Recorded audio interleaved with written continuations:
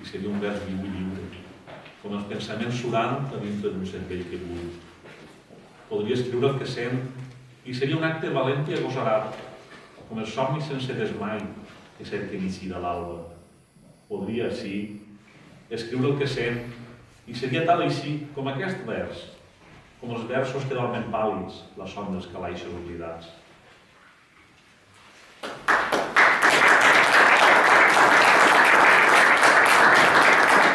I ara llegiré el darrer i després el José Emilio farem un parell de versets junts i si algú vol llegir alguna cosa també seria d'agrair, el que ho diríem entre tots. Si tu vols llegir alguna cosa? Això no és la vida. Jo vol llegir el darrer. Està a la pàgina 67. Lluna plena. La darrera lluna plena de l'estiu et banya i ompli de claror blanca, tènue i tèbia com la mateixa nit que enllorneu juntes la lluna i tu. La darrera ombra de la nit s'amaga, fugint acovardida i sense alè, per no enfrontar la llum tremolosa que anuncia l'autumne imminent.